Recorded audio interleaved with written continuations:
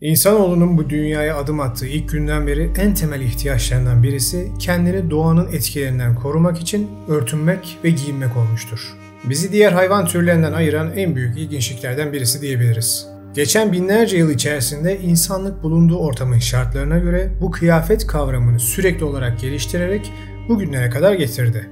Yeri geldi soğuktan korunmak için hayvan postlarına sarıldı. Sıcaktan korunmak için ince kumaşlar ile kendini örttü. Ve yeri geldi savaşlarda hayatta kalmak için metallerden zırhlar yaptı.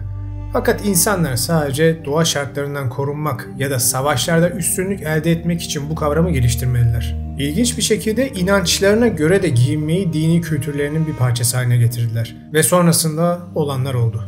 Bu kültürel ve sosyolojik giyinme olayı çağlar boyunca özellikle kadınlara odaklanmış bir şekilde devasa tartışmalara, kavgalara ve hatta savaşlara bile sebep oldu. Günümüzde ise İbrahimi dinlerin mensupları arasında sonsuz tartışmalara sebep olan bir paradoksa dönüşmüş durumda.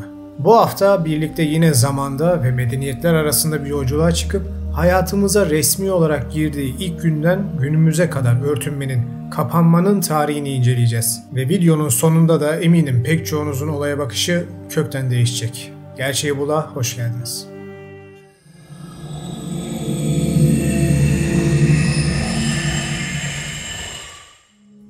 Tarihin derinliklerine doğru olan yolculuğumuz başlıyor. Bu videoda gizli sırlar, uç teoriler ya da kadim medeniyetlerle işimiz yok. Çünkü apaçık bir şekilde yazılı tarih bize ihtiyacımız olan tüm bilgiyi verecek. Bizse sadece aradaki bağ kuracağız. Milattan önce 5500 ila 5000'li yıllardayız. Sümer medeniyeti tufandan sonraki dönemde medeniyetin yeniden kuruluşunun ilk meşalesi olarak karşımıza çıkıyor. Kanunları, sosyal yapısı o devir için son derece gelişmiş, tarımsal sistemleri, altyapı ve üst yapı teknolojileri ile Mezopotamya'nın ortasında bir inci. Antik Sümerler'de inanç sistemleri ve sosyal yapı da zamanının çok ötesinde gelişmişti. Ve o günkü sistem neredeyse 6000 sene sonra bir peygamberin Arabistan'da büyük bir devrim yapmasına da sebep olacak bazı keskin noktaları içeriyordu. Antik Sümerler'de halk temelde 5 ana gruba ayrılmıştı. En üst seviyede kral ve yönetici sınıfı yani elit sınıf ki bunlar döneminin kralları ve onların çevresindeki insanlardan oluşan çoğu zaman kendilerini antik tanrıların soyundan gelen insanlar olarak gösteren tiplerdi ve bu güç ve zenginlik ailelerin bir parçası olarak diğer zengin aileler ile kurulan akrabalık ilişkileriyle korunuyordu. Evet arkadaşlar aradan 7000 küsür sene geçti ama insanlar halen birebir aynı sınıflara bölünmüş durumdalar. Size diyorum ya tarih sadece kendi kuyruğunu ısırmış bir yılan gibi döngülerden ibaret. Değişen tek şey teknoloji. İnsanlar asla değişmediler. Bu elit kesimden sonra gelen sınıf ise rahip sınıfıydı. Sonrasında da devletin korunması ile görevli askeri sınıf gelmekte. Onlardan sonra ise ekonominin bel kemiği olan zanaatkarlar, tüccarlar ve çiftçiler gelmekteydi. Bu sosyal yapının en altında ise köleler denilen genellikle savaş esirlerinden, suçlulardan ya da borcundan dolayı köle olmuş kişilerden oluşan bir grup vardı. Diyorum ya, değişen tek şey teknoloji. İşte bu kişiler en ağır işlerde çalıştırılır ve neredeyse hiçbir sosyal hakka sahip olamazlardı. Köleler ekonomik olarak tamamen efendileri olan kişilere bağlılardı. Şimdi konumuz madem türban, örtünme, bu Sümer sosyal sınıflarından bize ne diyenler için aslında konunun doğduğu noktada tam olarak burası. Neden mi? Sümer medeniyetinin çok konuşulmayan bir gelişmişliği daha vardı. İleri seviyedeki moda anlayışları. Tekstil konusunda son derece ilerlemiş olan bu medeniyet, kıyafeti sosyal bir statü simgesi olarak kullanan bildiğimiz ilk tarihi medeniyet. Ve bu statüsel giyinmenin moda zirvesinde ise elitler bulunmaktaydı. Hem de bu statüler o kadar sıkı korunuyordu ki elitlere has giyim tarzını bir köle ya da normal bir vatandaş kendi üzerinde denerse sonucu ölüme kadar varan cezalara çarptırılıyordu. Ya yuh neymiş bu elitlere has giyinme tarzı diye meraklandınız değil mi? Size söyleyeyim. Örtünme. Evet bildiğiniz yazılı tarihte kapanma, örtünme olayı karşımıza ilk kez Sümerler'de bir statü sembolü olarak çıkar. Hem de demin dediğim gibi son derece sıkı korunan bir sembol. Rahipler dışında toplumda örtünme hakkına sahip olan elit kesimde bile bu örtünme kendi içinde kategorilere ayrılmıştı. Mesela evli ve yüksek statüdeki kadınlar başlarını örten özel başlıklar veya şallar kullanabilirlerdi. Bu başlıklar kadının evli olduğunu ve yüksek bir sosyal sınıfa sahip olduğunu gösteren bir işaret kabul edilirdi. Bu tür örtünme pratikleri aynı zamanda onların saygınlığını koruma altına almak amacı da taşıyordu. Örtünme izni yüksek rütbeli askerlere de verilmiş özel bir haktı. Halk ise ancak kendilerini sıcaktan korumak için ve güneşten yanmamak için basit bezler ve kıyafetler ile örtünebilirlerdi. Ki bu da genelde başı örtmeyi kapsamazdı. Omuzları ve göğsü örtmek gibi kullanılırdı. Aksi halde gösterişli kumaşlar ya da şık elbiseler ile örtünmeleri halinde sonu ölümle biten cezalarla yüzleşirlerdi. İşte bu denli katı kurallar ile korunan bu statü sembolüne hak kazanmış bir alt grup daha vardı. Sümerlilerin Harimtu veya Naditu dediği kadınlar. Bu kadınlar kim miydi? Özellikle aşk ve doğurganlık tanrıçası Inanna'ya adanmış tapınaklarda görev yapan ve en yüksek seviyede dini ritüellerde bedenlerini ibadetin bir parçası olarak ayinsel amaçlı kullandıran kişilerdi. Günümüzde bu kişilere kutsal tapınak fahişeleri denmektedir. Şimdi bu nasıl sapkın ayin, bu ne saçmalık filan diyenleriniz tabii ki olabilir. Ama kaç bin yıl önceki inançlardan bahsediyoruz arkadaşlar. Sonuçta adamlar aşk, cinsellik, doğurganlık tanrıçasına ibadet ediyorlar. Onlar için o tapınakta özel ortamda yaşanan bir cinsel birleşme, sizin için günümüzdeki ibadetler neyse onlar için de o şekilde öneme sahipti. Bunu ister saçma görün, ister görmeyin. Sonuçta bir zamanlar inanç böyleydi. Bundan bir sene sonra da birileri bizim bugünkü yaptığımız eylemlere şaşırıp gülecekler, emin olun. İşte bedenlerini ve bekaretlerini tanrıçalarına yapılacak ibadete adamış bu kadınlar toplumda çok büyük saygı gördükleri için onların da örtünme hakları tıpkı elitlerinki gibi vardı. Bir de küçük bir bilgi vereyim. Bu kutsal fahişeler ayinler sonrasında hamile kalırlarsa babası belirsiz bu çocuklara Tanrı'nın çocuğu denilirdi ve tapınak tarafından yetiştirilirlerdi. Biliyorum kimilerinize bir çağrışım yaptı ve haksız da değilsiniz. Çünkü İsa peygamberin annesi olduğu söylenen Meryem'in hayatına baktığımızda ve Ali İmran suresi ile birleştirdiğimizde kimi araştırmacılar Meryem'in annesinin de hamile kalmış bir tapınak rahibesi olduğu çıkarımını yapıyorlar. Ve Meryem'in de hakeza tapınağın bünyesinde o dönem için kutsal sayılan bu görevi yaptığı ve bu sayede İsa'ya hamile kaldığını söylüyorlar. İsa'ya da babasız Tanrı'nın oğlu denmesinin sebeplerinden birisi bu iddiaya göre buymuş. Hatta aynı tarikatlar İsa'nın da Yahudiler tarafından taşlanarak öldürülmek üzereyken kurtardığı bir tapınak fahişesi olan Magdalalı Meryem ile evlenip çocuk yaptığını da iddia ederler. Zaten bu konuya Dan Brown'un Da Vinci Kodu kitabında okuduysanız denk gelmişsinizdir. İlginç bir iddia ve bazı tarihi destekleri de yok değil. Ama şahsen ben İsa karakterinin tamamen romanın uydurduğu birisi olduğunu düşündüğüm için ciddiye almadım. Bana göre gerçekten İsa karakterine benzeyen bir insan yaşadıysa da tufandan önce yaşamış ve Mısırlıların Horus dedikleri daha sonradan tanrılaştırılmış bilgeydi. Ama bu ayrı bir video konusu. Biz devam edelim. Bu ayinlerin nasıl olduğuna bir örnek vereyim, aklınızda daha heyecanlansın. Misal, Inanna ile eşi Dumuzi'nin destanlardaki evliliğini konu alan ayinsel törenlerde o şehrin kralı kimse tapınakta kutsal fahişe ile cinsel ilişkiye girerdi. Ve bu olay o sene toprakların bereketlenmesi, bolluk bereket olması için halk tarafından coşku ile kutlanırdı. Bunu da sadece Sümerlerle sınırlı olarak görmeyin. Mesela Fenikelilerde de Astarte ve Adonis'e adanmış tapınaklarda bu eylem devam ederdi. Baalbek tapınağında, antik Palmyra şehrindeki tapınaklarda da bu tarz cinsel ayinler çağlar boyunca yapılmıştır. Evet, ilginç biliyorum ama tarih işte. İşte örtünmenin karşımıza ilk çıktığı yer olan Sümerlerdeki durum bu şekilde yaşanmış. Şimdi gelin adım adım tarihte ilerleyip bu örtünme kavramının toplumlar arasında nasıl geliştiğini inceleyelim. Antik Babil medeniyetinde örtünmenin şartları katı bir şekilde belirtilmiştir. Buna göre evli ve dul kadınlar başlarını örtmek zorundaydı. Tabii bir kez daha sadece yüksek statüye sahiplerse. Bu onların iffetini ve saygınlığını temsil eden bir semboldü. Sümerlerdekine benzer şekilde bu statü çok katı bir şekilde korunmaktaydı ve köleler ile fahişelerin başlarını kapatmaları kesinlikle yasaklanmıştı.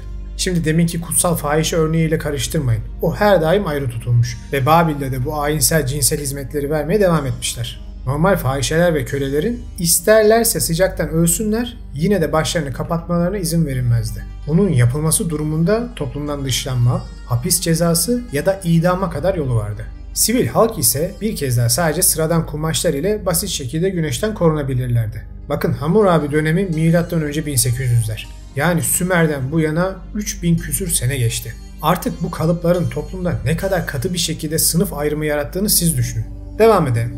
Antik Yunanistan'a geldiğimizde ise artık olayların biraz daha suyu çıkmaya başlar ve klasik olarak insanın olduğu her yerde yozlaşma da olacağı için tapınaklar neredeyse bir genel eve dönmeye başlarlar. Tarihçi Strabon yazılarında Afrodit'e adanmış tapınağın zenginliklerinden bahsederken tapınakta görevli 1000 tane kadın ve erkek rahibenin kutsal fahişe olarak hizmet ettiğinden bize bahseder. Bunun da nedeni gayet basittir. Tapınağa ziyarete gelen hacılar olsun, normal insanlar olsun, tapınağa belirli bir para bağışı yaptıklarında bu tapınak fahişeleriyle ilişkiye girmelerine izin veriliyordu. Kısaca din kisvesi altında aslında tapınaklar genel evlere dönmeye başlamışlardı. Ve tapınağı yöneten rahipler ya da artık kimlerse bu bağışlardan çok ciddi paralar kazanmaya başlamışlardı. Kutsal fahişelerin sözüm ona kutsal neyse. Aranızda Antik Mısır'ı neden atladın diye merak edenler varsa, Antik Mısır'da ne başörtüsü ne de kutsal tapınak fahişeliği gibi konseptler olmamıştır. Mısırlı kadınlar statülerinin sembolü olarak saçlarını yaptırır ve çeşitli zinet, süs eşyaları takarak güçlerini gösterirlerdi. Kapanmanın statüsel bir anlamı Mısır'da yoktu. Sadece sıcaktan korunmak için yapılan bir uygulamadan ibaretti. Şimdi bu kültürlerde örtünme ve kapanmadan bahsettiğimizde aklınıza günümüzdeki gibi saçın tamamen kapandığı, hatta çarşafa girildiği falan gelmesin. Örtünme daha ziyade şu an ekranda gördüğünüz örnekler gibi başın üzerinden omuzlara doğru inen kaliteli kumaşlardan, vücut hatlarını biraz kapatan bol ve şık elbiselerden oluşuyordu. Kısaca antik çağların hepsinde örtünme konsepti yüksek statüye sahip elitlerin alt tabaka halktan ayrılmak için kullandıkları bir semboldü. Ve binlerce yıl içinde halkın kendi içinde ciddi şekilde sınıflara ayrılmasına, hatta başı açık kişilerin ya fakir alt kesim insan ya da fahişeler gibi toplumun kötü olarak nitelendirdiği kişilerle bir tutulmasına sebep olmuştu. Şimdi tarihte bir kırılım yaşanmak üzere. Deniz insanları kavminin getirdiği yıkım ile bronz çağı ve ona ait medeniyetler çökmeye başlıyor. Ve bu yıkımın içinden yeni bir inanç sistemi doğmaya başlıyor. İbrahimi dinlerin şafağına hoş geldiniz. İbrahim peygamberin Orta Doğu'da diyar diyar gezerek farklı dinleri, kültürleri ve inanışları görerek geçirdiği uzun senelerden sonra onun soyundan gelen İsrailoğulları Tevrat ile karşımıza çıkarlar. Ve seneler süren bu kültürel ve antik inançlara ait bilgiler inanışlarında büyük bir rol oynar. Tevrat'ın oluşmaya başladığı sıralarda Museviler, yani günümüzdeki haliyle Yahudiler, halen kutsal tapınak fahişeliğinin ve bunun yozlaşmış uç örneklerinin yaşandığı diyarlara komşu olarak yaşıyorlardı. Ve bu eylem Tevrat'ta da kendine yer etmişti. Mesela bir örnek vereyim. Fahişelik ettiklerinde kızlarınızı, zina ettiklerinde gelinlerinizi cezalandırmayacağım. Çünkü erkekleriniz fahişelerle oynaşıyor. Putların tapınağında fuhuş yapanlarla kurban kesiyorlar. Anlayışsız halk mahvolacak. Daha sonra Tevrat'a göre bu sapkın adetler artık yasaklanmaya başlanır ve karşımıza Tesniye'deki ayetler çıkar. İsrail kızlarından ve İsrailoğullarından kendilerini fuhuşa vakfetmiş kimse olmayacaktır. Tanrı'nın Rabb'in mabedine fuhuş yapan kadının kazancını veya erkek fuhuşunun ücretini getirmeyeceksin. Çünkü bunların ikisi de Tanrı Rabbin gözünde iğrençtir.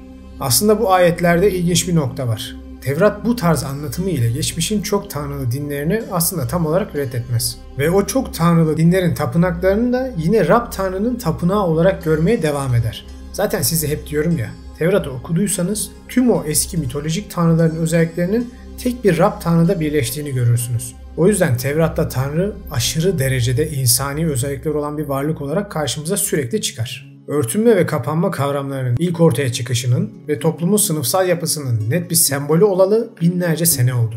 Ve artık o devrin neredeyse tüm medeniyetlerinde benzer örtünme modelleri her yerde karşımıza çıkıyordu.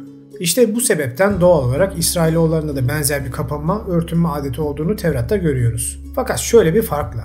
Tapınak fahişeliğini İbrahimi dinler kutsal görmedikleri için o kişileri de normal fahişe statüsüne koyup yaşayışlarını o şekilde tasarlamışlardır. Bunun en güzel örneği karşımıza Tevrat'ın Tekvin bölümünde çıkar. Tamar, kayınpederinin Timma'ya koyunlarını kırpmaya gideceğini duyunca dul giysilerini çıkardı. Peçesini yüzünü örttü ve yol kenarında oturdu. Yehuda Tamar'ı gördü ama onu tanımadı. Onu bir fahişe sandı. Çünkü yüzünü örtmüştü. Ona yaklaştı ve benimle cinsel ilişkiye girmene izin verir misin diye sordu. Tamar, sen kimsin diye sordu. Ne vereceksin bana? Yehuda, sana bir oğlak yavrusu vereceğim dedi. Tamar, tamam dedi. Ama bana rehin olarak da şu mührünü, kordonunu ve asanı ver. Yehuda ona bunları verdi ve onunla cinsel ilişkiye girdi. Tamar gebe kaldı. Bu gibi örneklerde Yahudi kültüründe artık örtünme konseptinin değiştiğini net bir şekilde görebiliyoruz. Evet, eskisi gibi, yani bu örneklerde de gördüğümüz şekliyle örtünmeye devam ediliyor. Hatta evli kadınların genelde saçlarını tamamen örttükleri de anlatılır. Ki bu uygulama peruk takma olarak da sık sık karşımıza çıkar ve günümüzde bile uygulanır. Bu adetin kökeni Tevrat'ı çok derinden etkilemiş olan Mısır kültürüydü. Hatırlayın, Mısır'da örtünme yok demiştim. Ama soylu kadınlar peruk takarak kendilerini diğer insanlardan ayırırlardı. Bunların dışında yüzün de kapalı olduğu, daha sıkı örtünme, yani suratın da sıkıca bir peçeyle kapanması diyebileceğimiz giyim tarzı Yehuda döneminde fahişelerin yaptığı bir şey olarak karşımıza çıkıyor. Fakat zamanla artık eski adetlerin yerini yenilerinin alması ile Yahudilik de kendi içinde evrilir ve mezheplere bölünür. Ve burada ilginç bir kırılım yaşanır. Deminki örnekte gördüğünüz peçe ile örtünme ve fahişelik olayı tamamen değişir ve özellikle çok muhafazakar mezheplerde bu örtünme şekli kendini tamamen dinin en sert şeriatına vermiş kişilerin adetleri olarak karşımıza çıkar. Yani peçe ile, çarşaf ile sadece gözler açıkta kalacak şekilde giyinme. Bu ya sadece Yahudi rahibelerinin yaptığı bir giyiniş tarzı ya da onlar gibi yaşayan ama rahibe olmayan çok tutucu mezheplerin bir sembolü olarak karşımıza çıkar. Ve bu giyime sahip kişilerin dünyevi pek çok şeyden ellerini eteklerini çekip kendilerini Rab tanrılarına adadıklarını görürüz. Normalde Tevrat'ta ya da erken dönem Yahudi adetlerinde öyle yüzünüzü örtün, saçınızın teli gözükmesin filan gibi şeyler yazmaz. Eski medeniyetlerdeki örtünme konsepti aynı şekilde devam eder.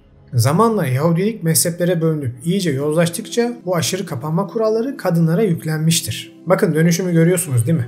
Bir zamanlar böyle giyinen kadınlar kendi bedenlerini tanrılarına adamış kutsal tapınak fahişeleriyken artık İbrahimi dinlerde bu kadınlar yine kendilerini Rab tanrılarına adamış fakat bu sefer bekaretlerini de ona saklamış bu dünyada cinselliği reddetmiş kişiler olarak karşımıza çıkar. Bu inançsal sembolizm evrimi önemli bir nokta. Aklınıza tutun.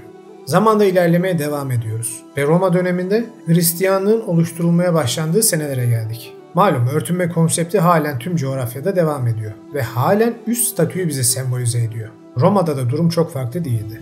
Roma'da normal halk toga denilen elbiseyi giyerdi. Şu an ekranda görüyorsunuz. Bu neredeyse Roma'nın resmi elbisesiydi bile diyebiliriz. Fakat iş soylu kadınlara gelince binlerce yıl önceki Sümer adetlerinin zerre değişmediğini tekrar görürüz. Romalı soylu kadınlar ve özellikle evli olanları stola denilen uzun bir elbise giyerler ve bellerinde de bir kuşak sarılı olurdu. Bu giyim tarzı onların hem evli olduğunu hem de iyi bir aileden geldiğini sembolize ederdi. Bu kadınlar dışarı çıktıklarında ise stoyalarının üzerine palla denilen ince bir örtü daha giyerlerdi ve başlarını hafifçe kapatırlardı. Bu da onların mütevaziliğini topluma göstermek için yaptıkları bir şeydi. Romalı kadınlar dini törenlerde ise risinium denilen hem başlarını hem omuzlarını daha sıkı örten bir kıyafet tercih ederlerdi. İşte Hristiyanlık oluşturulurken İncil'e bu örtünme ile ilgili kıstaslar da girmeye başlar. Fakat bunlar artık gitgide daha sert bir hal almaya başlamıştı. Bunun da en büyük sebebi Vatikan'ın yani papalığın aklında büyük bir plan olmasıydı. Mesela İncil'de Korintliler 11'de bu örtünme ve kadına verilen statü karşımıza şu şekilde çıkar. Kadın başını açacaksa saçını da kestirsin. Ama kadının saçını kestirmesi veya tıraş etmesi ayıpsa başını örtsün. Erkek başını örtmemeli.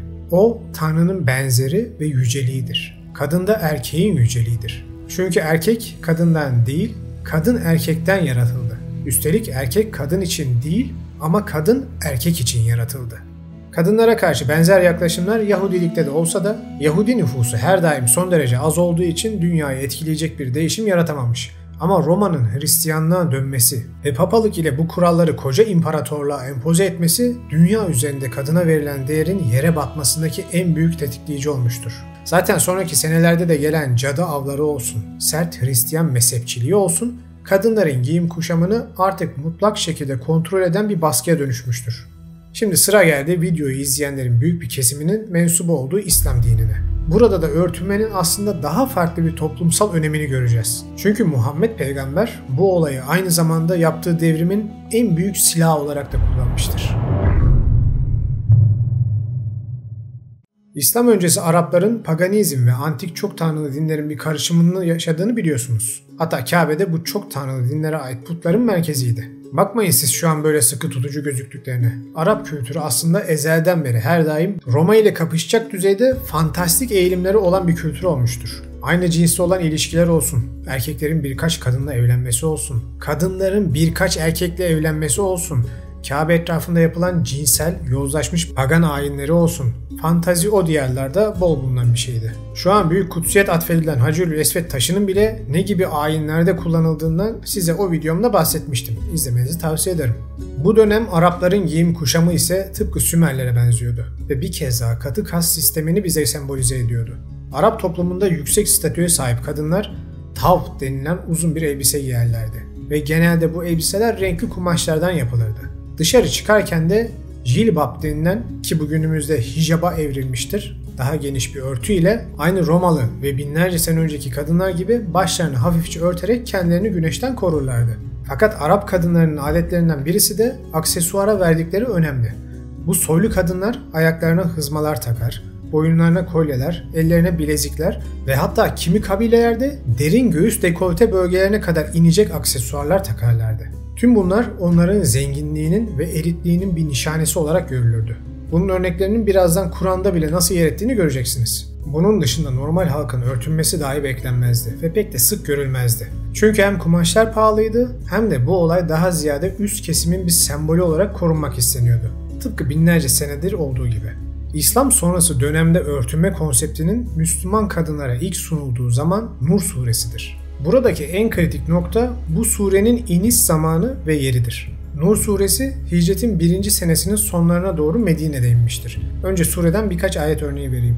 Mümin kadınlar da edep yerlerini örtsünler. Gözlerini harama çevirmesinler ve zinetlerini açığa vurmasınlar. Bileklerine kadar olan kısmı örtüp tutsunlar ve başörtülerini, jilbaplarını çenelerinin üzerine salsınlar. Böylece göğüs ve gerdanlarını yabancılara göstermesinler. Kocaları, babaları, babalarının babaları, oğulları, kardeşlerinin oğulları, kardeşlerinin kızlarının oğulları, köleleri hariç edep yerlerini örtmek için elbiselerini aşağı salsınlar. Bu onlar için daha münasiptir. Allah işiten ve bilendir. Mümin erkeklere de gözlerini harama çevirmemelerini ve edep yerlerini örtmelerini emret. Bu onlar için daha temizdir. Allah yaptıklarınızdan haberdardır. Bu ayetlerin akabinde ise Kur'an en hayırlı giysinin aslında takva elbisesi olduğunu söyleyerek mesajını verir. Bunun da anlamına birazdan geleceğim. Şimdi Nur suresi 31. ayetinde kadınların giyinmesi hususunda uyarılar yapıldığını görüyorsunuz. Özellikle uyarı dedim çünkü burada da devreye tefsirler ve tarihi bilgiler giriyor. Hicretin ilk yıllarında Medine'nin nüfusu bazı Arap kabilelerinden ve azımsanamayacak düzeyde de Yahudilerden oluşuyordu. Ve şehrin ticareti neredeyse tamamen onların elindeydi. Şimdi bir düşünün. Tüm düzene hakimsiniz ve bir anda Mekke'den kaçmış bir grup gelip hem sizin ticari gücünüze ortak olmaya çalışıyor hem de yeni dinleri sizin dininiz ile çatışıyor. Hem de bu gelenler aslında kardeşiniz olsa bile nefret ettiğiniz Arap soyu. Sizce sonuç ne olmuştur? Ben size diyeyim. Ciddi toplumsal çatışmalar baş göstermeye başlar ve Yahudilerin Müslümanlara karşı sözlü ve fiziki tacizleri artar. Hırsızların Müslüman kadınları gasp etmesi artar, karşılıklı kavgalar artar ve ciddi sıkıntılı dönemler zuhur eder. İşte tam bu dönemlerde Nur suresi 31. ayet karşımıza çıkar ve normalde örtünme adeti olmayan Müslüman kadınlara tıpkı Yahudilerin örtündükleri gibi örtünmelerini emreder. Burada kritik iki nokta var. Birincisi şu: Kur'an'ın gökten indiğini düşünüyor da olabilirsiniz ya da Muhammed peygamber tarafından yazıldığını da düşünüyor olabilirsiniz. Fark etmez. O sizin inancınız. Ama burada kritik nokta şu: Kur'an senelerdir ezilmiş, hor görülmüş ve Medine'ye gelerek her şeylerini kaybetmiş kadınlara binlerce sene boyunca sadece soyluların yapmasına izin verilmiş bir giyim kuşam adetini yapmalarını söylüyor. Bakın, bu toplumsal bir devrim ve o devrin kadınları için ne kadar önemli bir şey olduğunu siz düşünün. Videonun başından beri size örtünmenin tarihini bu yüzden anlatıyorum. O devrin kadınlarına Allah'tan geldiğine inandıkları kitap bir anda onları soylu kadınların statüsüne sokuyor. Ve bunu hem onlara bu statüyü vermek hem de sokaklarda sürekli tacize uğrayan Müslüman kadınların Yahudi kadınlar gibi giyinmesini sağlayarak onların saldırıya uğramalarını önlemek için yapıyor. Altınlarınızı, zinetlerinizi saklayın, göğüslerinizi kapatın gibisinden uyarılar işte hep bu yüzden. Demin dedim ya, eskiden Arap kadınlar arasında göğüs dekoltesi bırakarak oralara zinetlerini, süslerini asmaları yaygın bir adetti. Ve işte hırsızlığın, tacizin ve saldırıların çok arttığı bir dönemden bahsediyoruz. Bu ayetlerdeki uyarının en temel sebebi işte bu. Hırsızlara, tacizcilere karşı o kıymetli eşyalarını, zinetlerini ve tabii ki bedenlerini kapatmak. Ve tüm bu giyim kuşam bilgisinden sonra ise Kur'an şunu diyor: sizin için esas önemli olan giysi takva. Yani genel olarak günahlardan sakınma giysisidir. Bunu da unutmayın diyor. Dediğim gibi bu ayetlere ister göksel kaynaklı deyin, ister Muhammed peygamber kaynaklı deyin. Fark etmez. Son derece stratejik bir hamle olduğu kesin. Bunun dışında da Kur'an'da saçının teli gözükmesin, suratını komple kapat filan gibi şeyler yazmaz. Zaten biliyorsunuz Yahudiler de eski Sümerler, Babiller gibi kapanıyorlardı. Sadece aşırı tutucu alt gruplar peçe adetine sahipti. Böylelikle bu soylu giyim tarzı ve temel örtünme Müslümanların da hayatına girer ve Medine'de geçirdikleri yıllar boyunca kültürlerine işler. Sonra da Mekke'nin fethiyle artık bu bir zamanlar üst elitlerin giyimi olan örtünme tüm halka yayılır. Emin olun bu küçük dokunuş o coğrafyada aslında çok büyük bir sosyal devrimdi ve İslam'ın özellikle kadınlar arasında kabulünde de mutlaka çok büyük bir rol oynamıştır. Biz bazı şeyleri ele alırken şu anki durumumuza göre düşünüyoruz. Ama tekrar hatırlayın. Binlerce sene boyunca kas sisteminin bir sembolü olan bir giyim tarzı ki o zamanların en üst modası. Bir anda tüm herkesin erişimine açılıyor. Olayı biraz da böyle düşünün. Peçe olayı ise ilk başlarda sadece peygamber eşlerine gelen bir ayet. Kur'an daha ziyade onların tanınmaması için o dönemlerde bu önleme başvurmuş. Diyorum ya, ortada belirgin bir ölüm tehdidi var. Ama tabii peygamber eşleri zamanında diğer kadınlar için rol model olmalarından ötürü peçe kavramı onlar arasında da yayılmış olabilir. Peçe derken bu arada kara çarşaf dediğimiz şeyden bahsetmiyorum. Bir kez daha hatırlatayım, o sadece aşırı muhafazakar ve kendilerini bedenen de Rab tanrılarına adamış Yahudi kadınların adeti. Fakat tabii ki insanın olduğu yerde yozlaşma eksik kalmaz. Ve tıpkı deminki papalık sonrası Hristiyan mesajlarındaki gibi özellikle Abbasi, Emevi gibi devletlerin inancı kendi çıkarları için değiştirmeleriyle yozlaşmış İsrailiyat ve Hristiyan mezheplerine ait bilgiler sürekli İslam'a hadisçiler tarafından empoze edilmeye başlanır. Ve dinin mezheplere bölünüp tüm mezheplerin kendilerine göre bir alt İslam oluşturmaları ile de bu işler kontrolden çıkarak örtünme kavramını artık kadınların tercihi olmaktan çıkarıp bir dayatmaya dönüştürür. Ve tıpkı Yahudilikte olduğu gibi o kara çarşaf adeti kimi mezheplerce İslam'a da sokularak kadınların kimliklerinin ve tercihlerinin zorla silinmesi projesi başlar. Bunun en net örneğini günümüzde Taliban yönetimindeki Afganistan'da görmektesiniz. Ve özellikle kadınlar bu gidişata seslerini çıkartmadıkça bu yanlış anlaşılmış ve erkek egemen toplumlar tarafından kadınları ezmek için kullanılan zihniyet onlar üzerinde baskısını arttırmaya sürekli olarak devam edecek.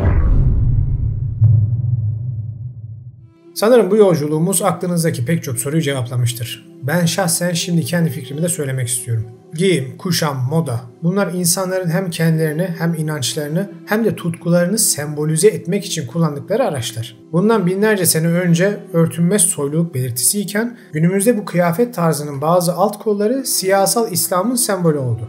Eskiden savaşta saflarımızı belli etmek için çeşitli renklerde zırh giyerdik. Şimdi tuttuğumuz takımın renklerinde forma giyiyoruz. Kim bilir 1000 sene sonra moda, giyim, kuşam neye evrilecek Allah bilir. Bu bana göre insan kültürünün çeşitliliğinin en güzel örneklerinden birisi. Fakat ne yazık ki bu sembollere dini anlamlar yüklediğimizde ya da köklerini araştırmadan, arkalarında yatan gerçekleri anlamadan bize dikte edilene uyduğumuzda işte ortaya günümüzdeki en güzel örneğiyle başörtüsü problemi çıkıyor. Millet Ay'a gitti, Mars'a gitti, biz halen bunu tartışıyoruz. Saçı gözüken kadın cehennemde kaç ay yanacak onun hesabını yapıyoruz. Halbuki hepsi boş tartışmalar. Bir kadın da bir erkek de istediği gibi giyinebilir. Buna kimse karışamaz. Tabii yaprak takıp dolanın demiyorum. Ama zaten belirli bir çerçeve ortada. Bu aralıkta kişi ister örtünsün, ister etek giysin, ister şapka taksın, ister peruk taksın. Ve bunu kendince istediği sebepten ötürü yapsın. Buna hiç kimse karışamaz. Ama ne zaman ki bir kapalı kadın açık olanı pis kafir diye eleştirir ve ne zaman ki bir açık kadın kapalı olanı pis bağnaz diye eleştirir, işte o zaman birilerinin istediği olur ve biz birbirimize düşüp kavgaya tutuşuruz. O esnada da bizi bu kavgaya sokanlar ki onların en büyük maşaları da bu sözüm ona dini tarikatlerdir. Ay'a gider, Mars'a gider, tüm kaynaklarımızı elimizin altından alır, biz de seneler boyunca televizyona çıkar, yok onun başı örtülü, yok bunun değil tartışması yaparız ve yerimizde sayarız. Ve ne yazık ki günü gelince de parçalanır gideriz. O yüzden bu boş tartışmaları bırakın. Kişisel tercihiniz neyse ona göre giyinin ve başkalarına karşı saygılı olun. Önemli olan kimin başının açık ya da kapalı olduğu değil. Önemli olan kimin ufkunun açık ya da kapalı olduğu. Kimin vicdanının açık ya da kapalı olduğu. Ve Kur'an'da da dediği gibi kimin takva elbisesini giyip giymediği. Yani günah olarak gösterilen eylemlerden ne kadar uzak durabildiğidir ki bunun da saçınızla, başınızla bir alakası yoktur. Nasıl ki başı açık ya da kapalı olsun iyi, vicdanlı, yardımsever insanlar varsa, tam tersi başı açık ya da kapalı şeytandan beter insanlar da var. O yüzden sizi iyi bir insan ya da iyi bir Müslüman, Hristiyan, kısaca iyi bir insan yapan şey elbiseniz değildir. O elbisenin içindeki sizsinizdir. Bunun dışında kalan her şeyin de zerre önemi yok. Özellikle sevgili kadın takipçilerim, arkasında yatan şeyleri araştırmadan, kendi içinize sindirmeden erkeklerin size dayattığı şeylere inanmayın.